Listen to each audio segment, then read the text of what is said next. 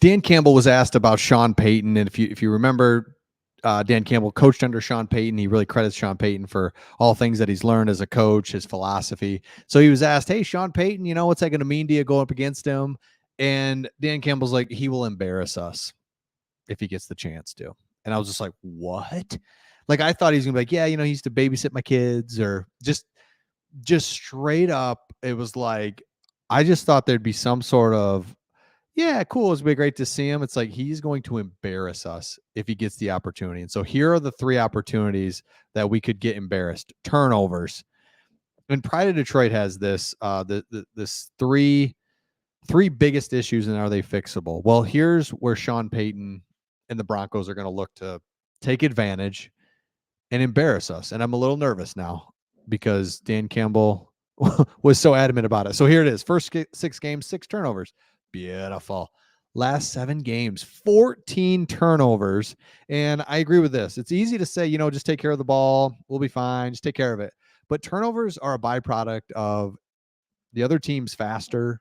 Well, more, you can name all the stuff, right? More well coached, in better position, schemed up better, interceptions, punching the ball out, finding a way to get there, excellent coverage, pressure on the quarterback, all this stuff. For the Lions, the main issue has been pressure. So they're giving up pressure, and you get pressure on Goff, and it's lights out because he cannot create anything above the X's and O's. It's a frustration that Lions fans have, and it's really he gets really exposed when there's pressure because he cannot remotely escape. It's just brutal. He has never been a great quarterback under pressure, but before the bye, he ranked 16th in QBR when opposing teams' pass rushers in his face. That's not ideal, but it's okay. Since the bye, however, his QBR is 0.6. That's less than 1 out of 100. It's the worst mark in football. So it's just historically bad these last few games where he gets pressure and it's just like nothing. Like you can't even find a way. So is it fixable? Yes and no. And we'll get right to it. But it's like, as Goff's struggling now, he should eventually regress to being at least a below average passer against pressure rather than being the worst ever. Well said by Pride of Detroit. Right. Just be bad under pressure. That's cool. Just be bad. Don't be the worst ever to even see pressure ever in the history of NFL football. Like, come on. All right, next one.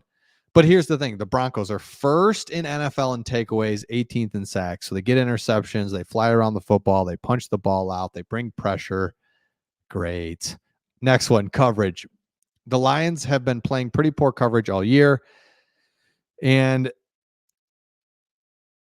you can look at the stats, but is it fixable? And the answer, no. And I agree with this, not banking on it. So maybe we get CJ Gardner-Johnson back. We've got Melon Fonwu in there for Tracy Walker. I don't know. It's better. Vildor, undrafted free agent, comes in and is trying to like just get in there a little bit. So coverage is weird. But the silver lining is that aside from the Cowboys, we're playing Denver, who ranks 20th, and Minnesota, who ranks 26th in passing. So not bad. So it's just, that's not our biggest concern. I'm not really too worried about that. The third quarter. So now the third quarter, here's the graphic you got to see right here.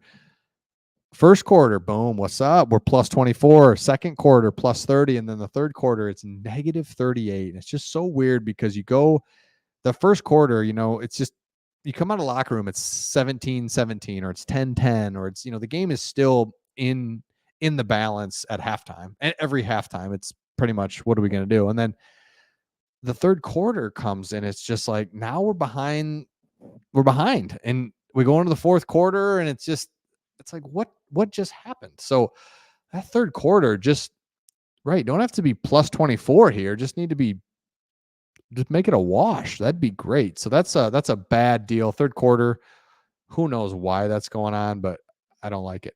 Is it fixable? I don't know. Who knows? I mean, seriously.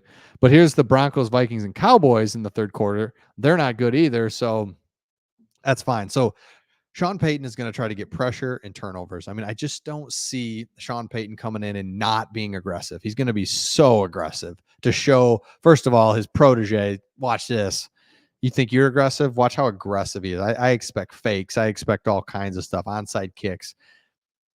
blitzes galore. I just think that the Broncos will be a very tough matchup Saturday night in a absolute must win for the Lions, because after the Broncos games, it's Vikings, Cowboys, Vikings. That Cowboys game at the Cowboys with Dak Prescott, semi-mobile. It's just terrible matchup.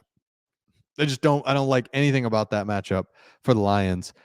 But the Vikings game, those are winnable. We can, those are manageable. They have a backup quarterback. We get all that. But this is like one you just got to have, and then get one of those Vikings games and you're the division champs and you got a home playoff game and you did it, right? You're like, that's it. That's what we're looking for. So huge game. Sean Payton is going to blitz. I mean, I blitz the crap out of the Lions and force Jared Goff to make quick decisions. And gee whiz, he cannot do anything under pressure, and it's so concerning. So let me know your thoughts in the comments on this, and we'll see all of you on the next